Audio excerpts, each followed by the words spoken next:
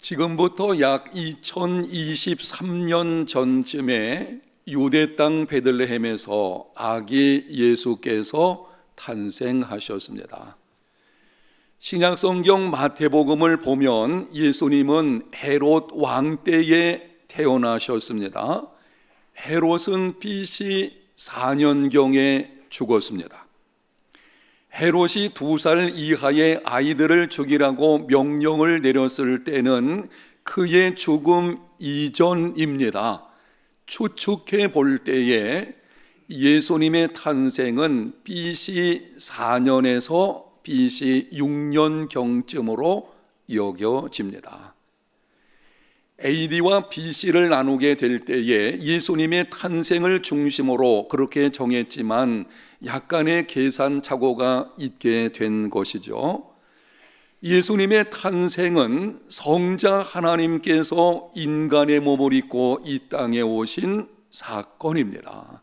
이것을 성육신이라고 합니다.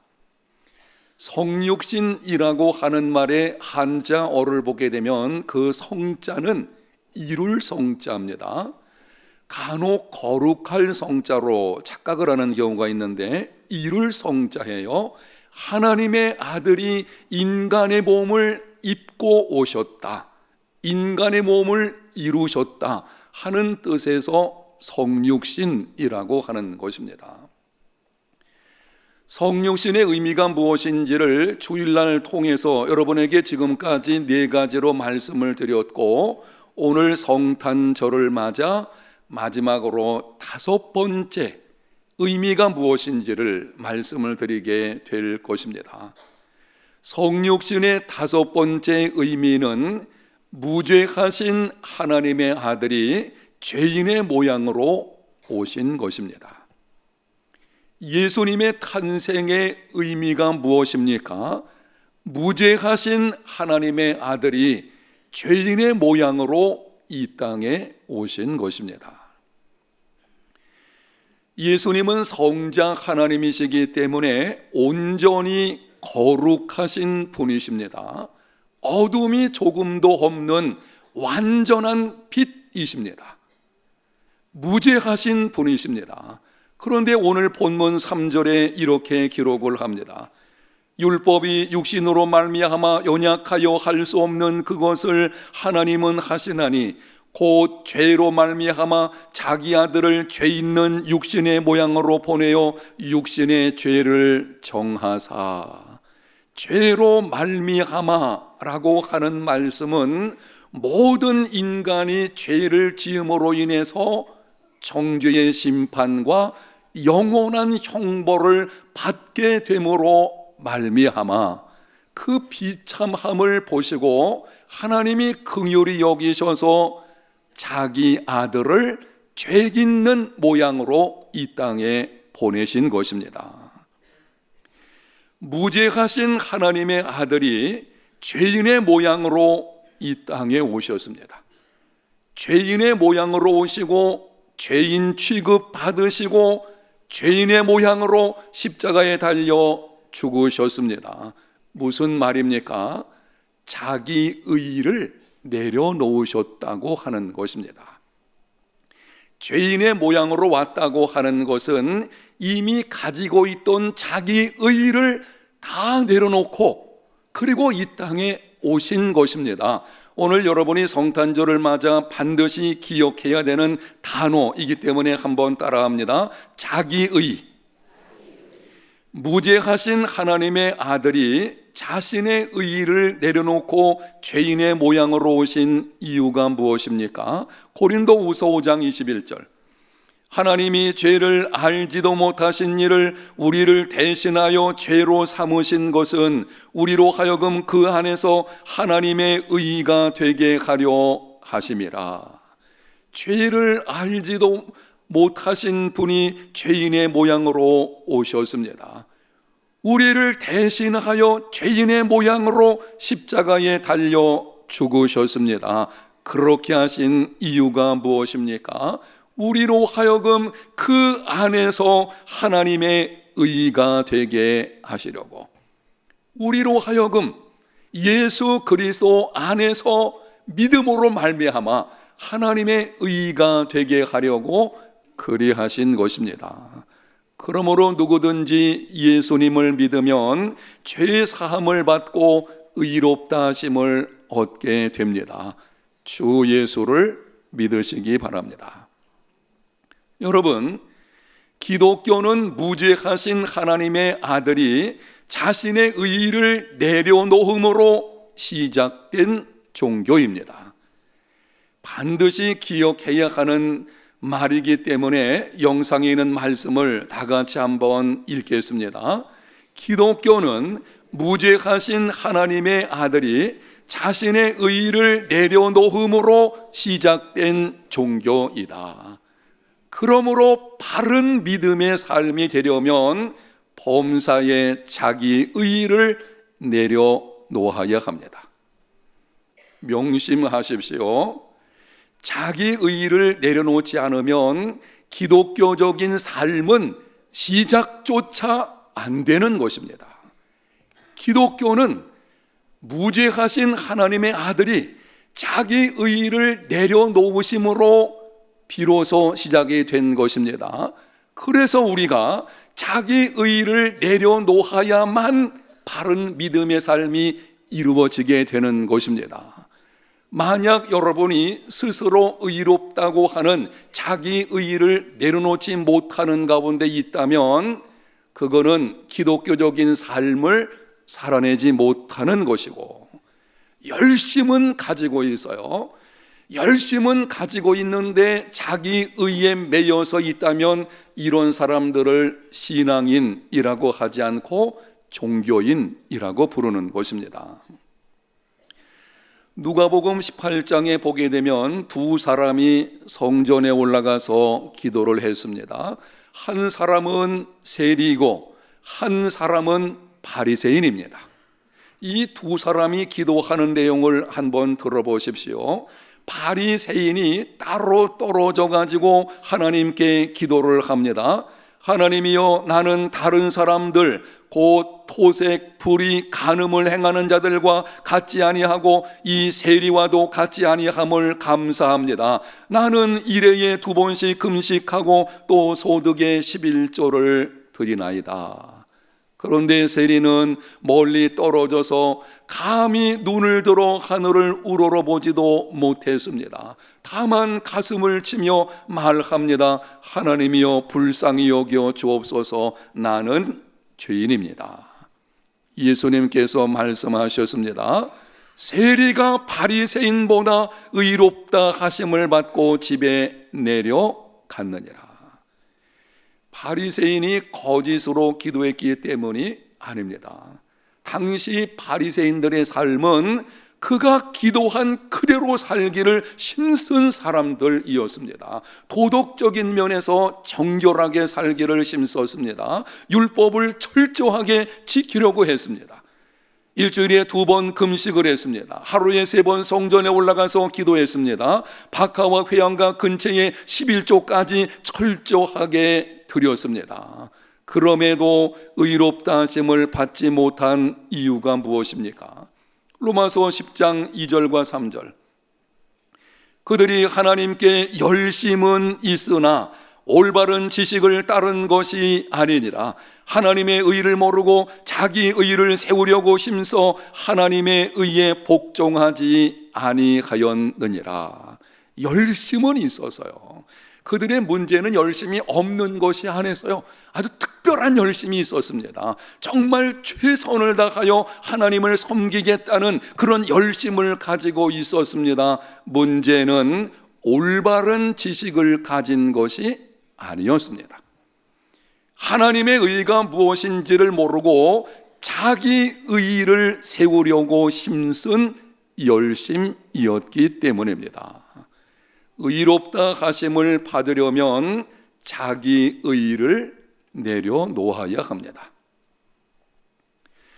들려오는 말에 의하면은 모든 경우에 그렇진 않을 것입니다. 그런데 들려오는 말에 의하면 목회자들이 교회를 섬길 때에 좀 불편한 사람들이 있다고 합니다. 그 불편한 사람들이 어떤 사람인가 하면, 첫째는 40일 금식 기도한 사람, 둘째는 철야 기도 잘하는 사람, 셋째는 신학 공부한 장로님이라고 합니다. 여러분, 금식하고 철야하며 기도하고 신학 공부하는 것은 참 좋은 것입니다.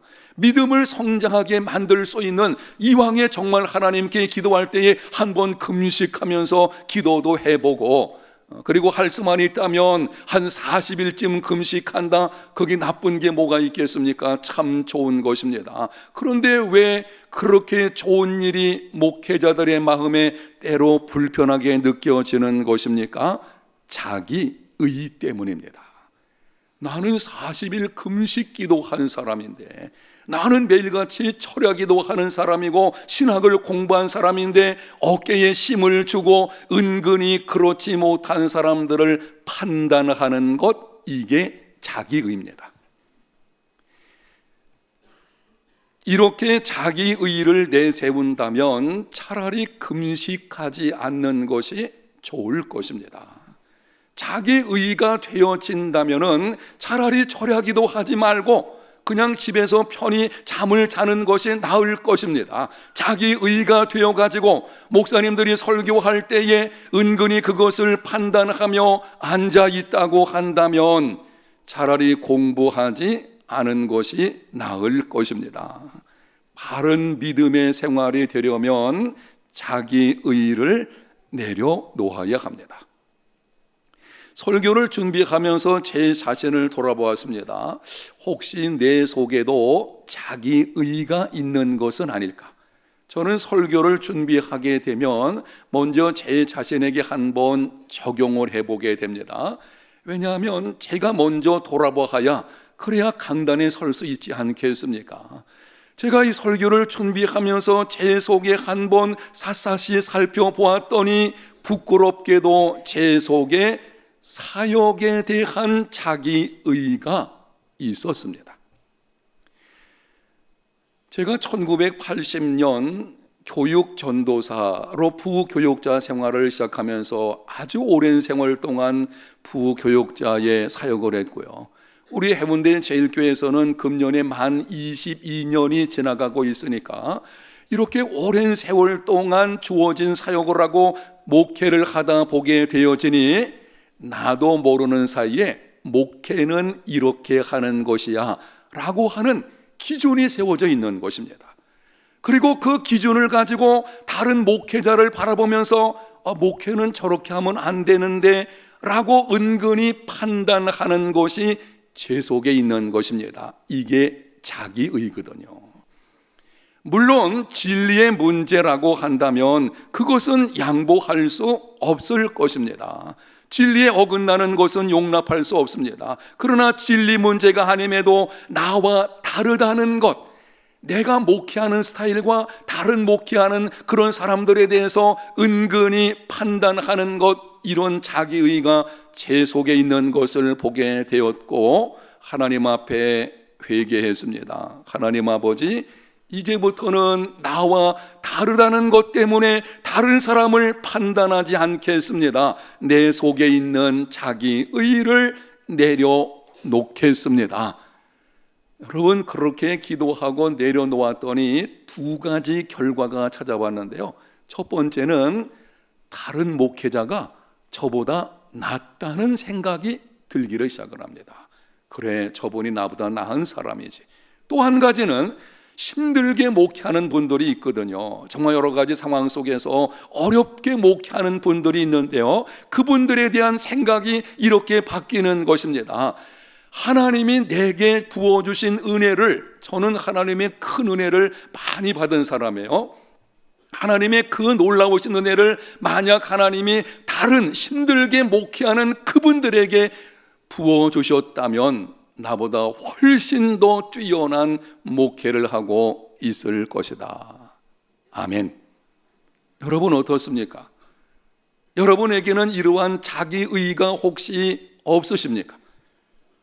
여러분의 이해를 돕기 위해서 몇 가지 질문을 하게 될 것입니다. 정직하게 속으로 한번 대답을 해 보시기를 바랍니다. 여러분은 내가 정한 기준에 맞지 않는다고 다른 사람을 정죄하는 것은 없습니까? 나름 성공했다고 실패한 사람을 판단하는 마음은 없습니까? 재물을 가지고 있다고 가난한 사람을 무시하는 것은 없으십니까? 도덕적으로 흠결이 있다고 정죄하거나 따돌리는 모습은 없으십니까? 정죄하는 것, 판단하는 것, 따돌리는 것, 무시하는 것, 이게 모두 자기 의에서 나오는 것이거든요. 예수님은 죄인의 모양으로 오셔서 죄인으로 소문난 자들, 멸시받는 자들과 함께 하셨습니다. 바른 믿음의 생활이 되려면 자기 의를 내려놓아야 합니다. 오늘 성탄절날 자기 의에 관한 말씀을 드리다 보니 조금 무거운 생각이 들기는 하지만 이 문제가 해결되지 않으면 기독교적인 삶을 살아낼 수가 없어요. 하나님의 아들이 이 땅에 오신 것은 무지하신 분이 죄인의 모양으로 자기 의를 내려놓음으로 비로소 기독교가 시작이 된 것이거든요. 그렇다면 바로 그대로 우리의 삶이 이루어져야 하는 것입니다. 여러분 속에 숨겨진 자기의, 그것 때문에 예수 그리스도 안에 있는 자유와 풍성함을 누리는데 방해를 받는 일들이 있었다면 오늘 성탄절을 맞아서 내려놓는 시간이 되시기를 축복합니다. 자녀 교육에서도 자기의 내려놓아야 합니다.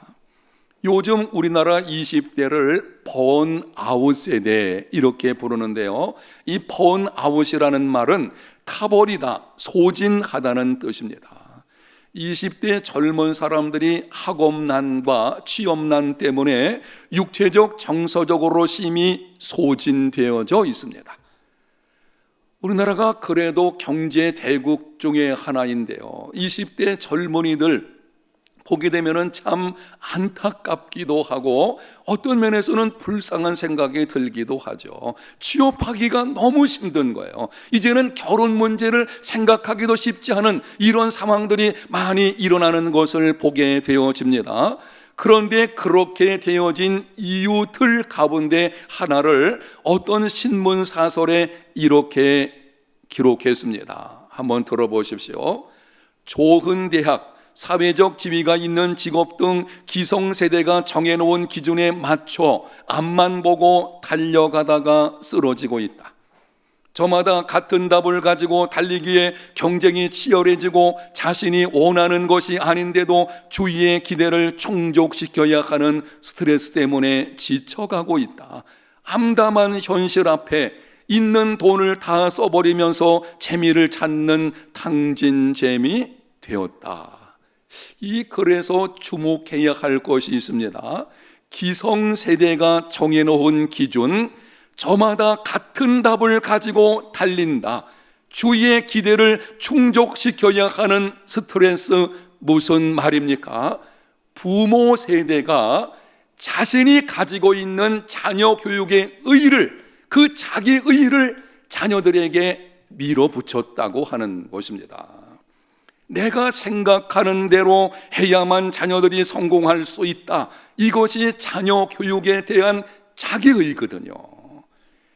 부모 세대와 자녀 세대는 다를 수 있는 것이고 하나님께서 부모에게 주신 것과 자녀에게 주신 것이 또 다른 면이 있을 것입니다. 그런데 우리들은 이 부모 세대인 경우는 나름대로 성공의 가치관을 가지고 있어요. 이렇게 해야만 성공하는 인생을 산다. 그것을 가지고 밀어붙이고 자녀들에게 맞지 않는데 밀어붙일 때에 그 자기의는 자녀를 불행하게 만드는 일이 벌어질 수도 있습니다.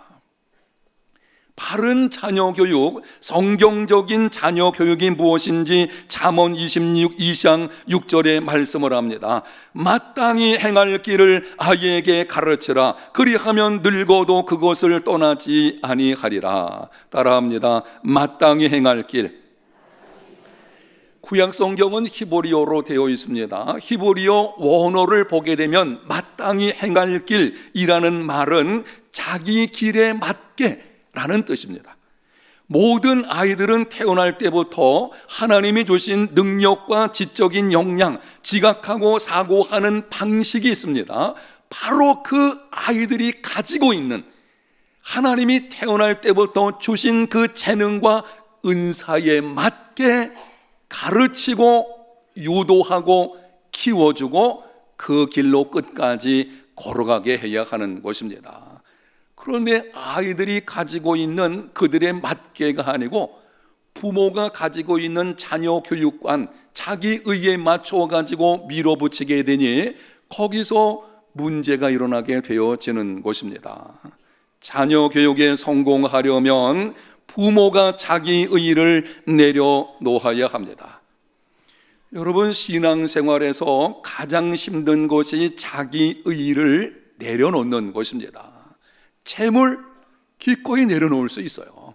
우리가 가지고 있는 재물들 소중하긴 하지만 어떤 상황 속에 우리는 기꺼이 다른 사람에게 나눌 수 있습니다. 기득권 내려놓을 수 있어요. 여러분이 오랫동안 신앙생활하면서 가지고 있는 기득권들, 아니면 어떤 단체에서 가지고 있는 기득권들, 여러분 내려놓을 수 있을 것입니다. 여러분 내 자신도 때로 내어줄 수도 있습니다. 그런데 의를 포기하는 것은 쉽지 않습니다. 자녀 교육에 관해서 한번 예를 들어볼까요? 부모는 자녀들을 위해서는 모든 것을 주려고 합니다. 여러분, 안 그렇겠습니까? 자녀가 아프면은 내가 대신 아픈 것이 좋겠다, 이게 부모의 마음이거든요.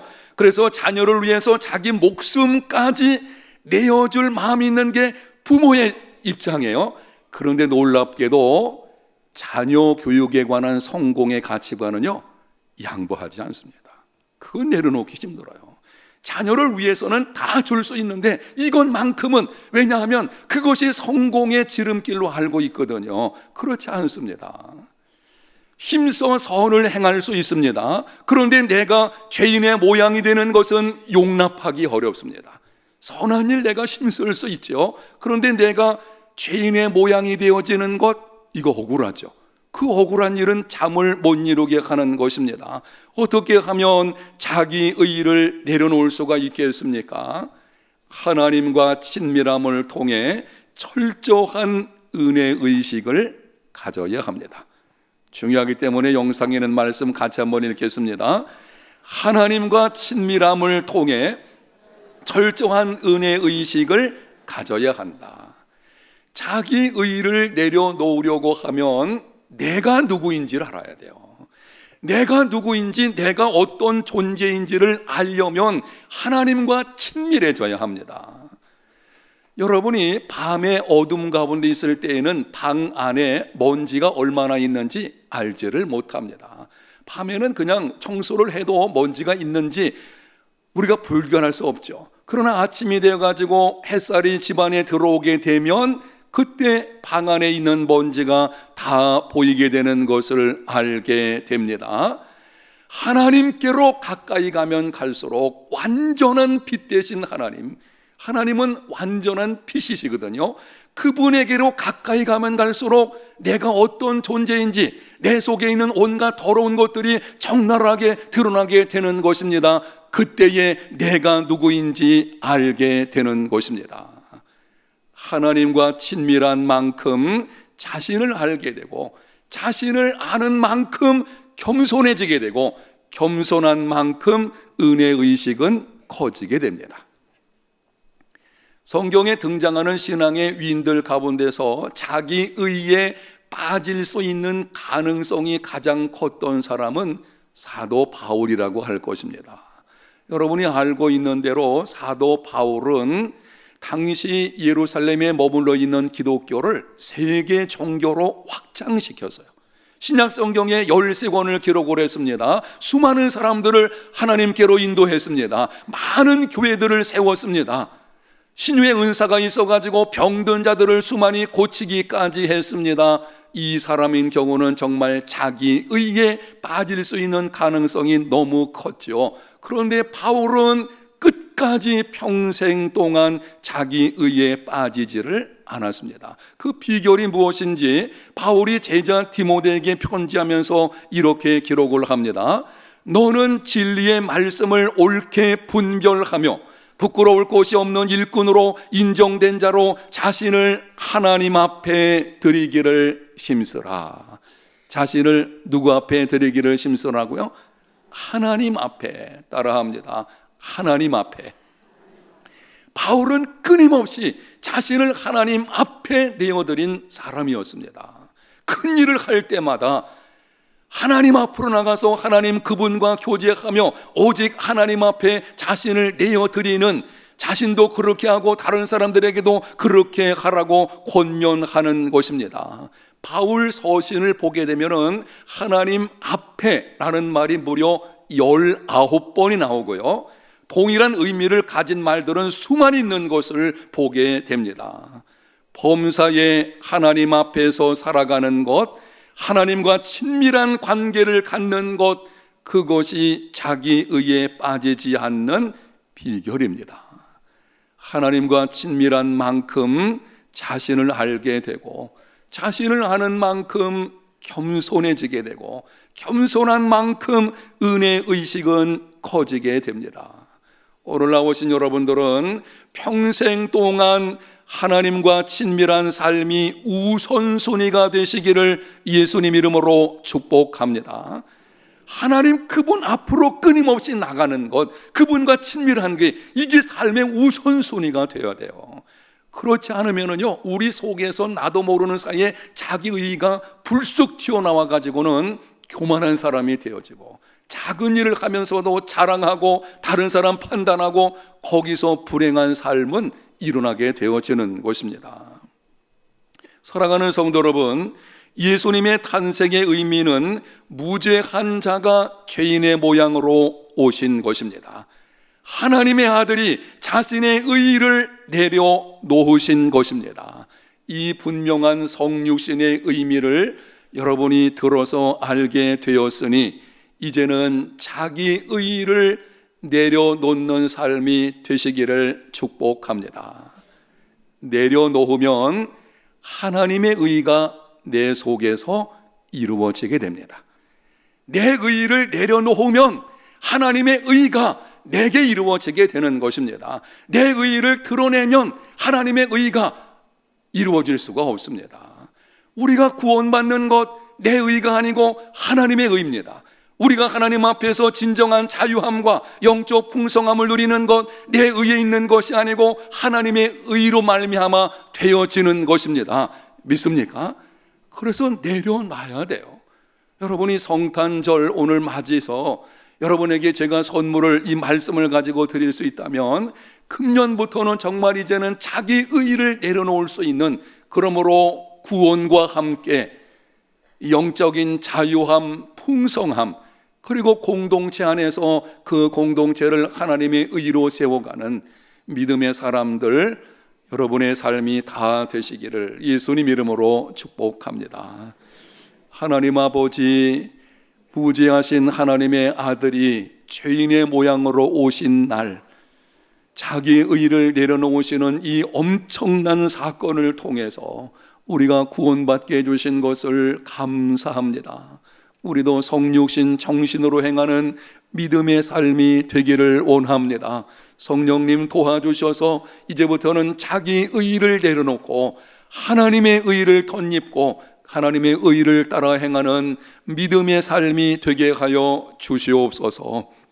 예수님 이름으로 기도합니다. 아멘.